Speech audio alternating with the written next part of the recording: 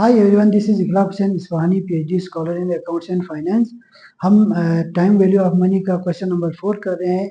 ये आपका स्टॉक से रिलेटेड है। स्टॉक में अगर आप कोई इन्वेस्टमेंट वगैरह आप करते हो तो उसको किस तरह से कैलकुलेट करते हो, तो उसके ऊपर हमारा क्वेश्चन है। तो क्वेश्चन नंबर 4 हम सॉल्व करेंगे। टाइम वैल्यू ऑफ मनी का क्वेश्चन नंबर 4 हम स्टार्ट कर रहे हैं, जो स्टॉक से रिलेटेड है। ठीक है, स्टॉक में ये होता है कि सबसे पहले हमें समझना है कि शेयर क्या होता है। शेयर जो है वो कैपिटल का सिंपलेस्ट जो पार्ट होता है, कैपिटल का क्या सिंपल यूनिट जो होता है उसको हम क्या कहते हैं, शेयर। ठीक है, तो शेयर कहाँ होता है, मीन नॉर्मली हम इन्वेस्टमेंट करते हैं तो कैपिटल कहते हैं। जब स्टॉक एक्सचेंज में या हमारी कंपनी जो बड़ी होती है उसका जो यूनिट होता है कैपिटल का, उसको हम क्या कहते हैं, शेयर। ठीक है, अब यहाँ पे इन्वेस्टमेंट से रिलेटेड है तो हम उसको हम फाइनेंस में टाइम वैल्यू ऑफ मनी में उसको किस तरह से सॉल्व करते हैं वो हम स्टार्ट करें। On Jan 1st 2010 mister strong bought 100 shares of stock for $13 पर शेयर। मिस्टर स्ट्रॉन्ग ने क्या किया है कि जनवरी 1 2010 को 100 शेयर्स लिए। ठीक है, तो 100 शेयर्स परचेज किए 2010 में, 2010 जैन 1 को। ठीक है, उसके बाद कह रहा है कि वो कितने का है, $13 का, $13 का। ठीक है, पर शेयर। ऑन दिसंबर 2012, उसके बाद क्या किया है, दिसंबर 31 2012 को ही सोल्ड द स्टॉक फॉर 20.50 पर शेयर। ठीक है, जो $100 स्टॉक्स लिए थे जो $13 के या $13 के, तो उसने क्या रखे, अपने पास होल्ड करके रखा 3 साल तक के लिए। कब तक का, जनवरी से लेकर दिसंबर 2010, फिर 2011, 2012, दिसंबर 2012 तक का हमारे पास। जनरली देखो तो 2 साल लगता है, ऐसा नहीं है, 3 साल तक के लिए रखा है। क्यों, जैन 1 से लेकर दिसंबर 31 हमारा क्या हुआ, 1 साल। फिर जैन, ये आपका 2010 है। ठीक है, 2011 दिसंबर 31 तक 1 और साल हो गया। फिर 2012 का जैन 1 से लेकर दिसंबर 31 तक 1 और साल, मीन्स हमारे कितने साल हो गए, 3 years.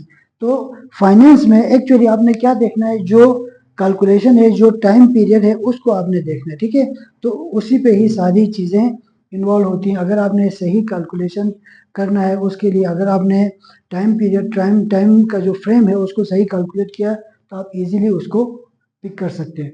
He sold stock for $20.50 पर शेयर। ठीक है, तो कितने थे, 100 शेयर्स थे, तो उसको सेल आउट किया। What is his annual rate of return, वो कह रहा है कि इसका जो एनुअल रेट ऑफ रिटर्न होगा वो कितना होगा। जो शुरू की इन्वेस्टमेंट है, उसने जब इन्वेस्ट किया तो उससे पहले वो शेयर किसी और के पास होंगे। ठीक है, उसने शेयर लिया तो पहला दिन है, तो उसको हम क्या कहते हैं, प्रेजेंट वैल्यू। ठीक है, जब वो सेल करेगा तो उसके बाद तो उसके पास नहीं होंगे, तो वो उसकी लास्ट डेट है, दैट इज फ्यूचर वैल्यू। ठीक है, तो हमारे पास प्रेजेंट वैल्यू भी गिवन है, फ्यूचर वैल्यू भी। अगर इसको टोटल करेंगे तो $1300 हो जाएंगे, इसको टोटल करेंगे तो $2050 हमारे पास आ जाए। हमारे पास प्रेजेंट वैल्यू भी आ गई, फ्यूचर वैल्यू भी आएगी। लेकिन वो कह रहा है कि नंबर कितना, एन हमने कितना कैलकुलेट किया था, एन हमने कैलकुलेट किया था 3 इयर्स। ठीक है, उसके बाद आर वो पूछ रहा कि रेट ऑफ रिटर्न, नॉर्मली हम प्रॉफिट कहते हैं। ठीक है, तो उसको फाइनेंस में रेट ऑफ रिटर्न आर से डिनोट किया जाता है। ठीक है, तो हमने आर फाइंड करना है। तो सिंपल सा है, इसमें कोई एन्युटी की बात नहीं है। ठीक है, सिंपल जो हमारी सिंगल पेमेंट है उससे हम कैलकुलेट करेंगे। तो सिंगल पेमेंट का जो फार्मूला था वो क्या है आपका, सिंगल पेमेंट। सिंगल पेमेंट में फ्यूचर वैल्यू हमारे पास है, तो फ्यूचर वैल्यू का फार्मूला लगाएंगे, present value into 1 plus R power N. ठीक है, अगर प्रेजेंट वैल्यू का फार्मूला रहता तो नेगेटिव होता, तो पॉजिटिव ही रखेंगे तो ज़्यादा बेहतर होता है।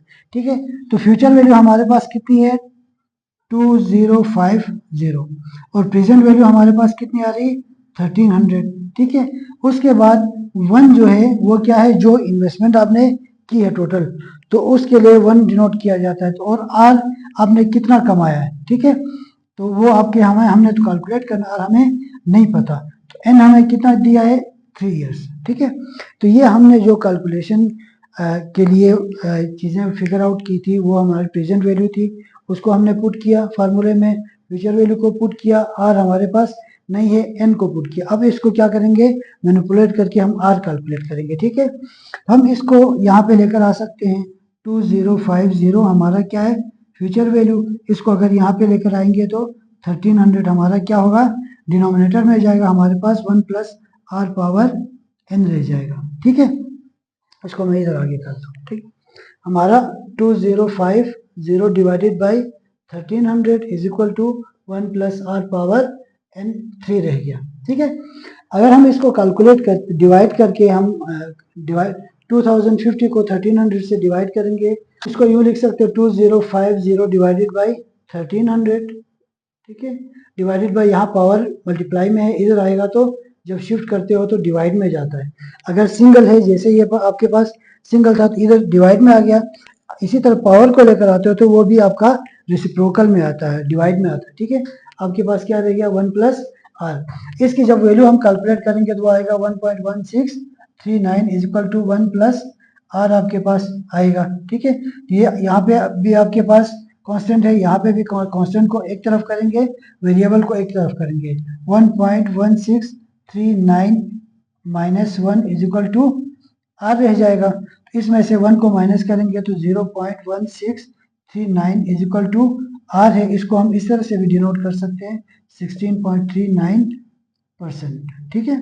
तो ये हमने क्या कैलकुलेट किया, रेट कैलकुलेट किया, जो हमें कहा था कि एनुअल रेट ऑफ रिटर्न अगर इस तरह से हो, 1300 का हमने खरीदा, 2050 का हमने सेल किया, तो एनुअल रिटर्न कितना होगा, तो हमने इनको सिंगल पेमेंट में रख के कैलकुलेट किया, दैट इज 16.39% हमारा एनुअल रेट आ गया। Thank you.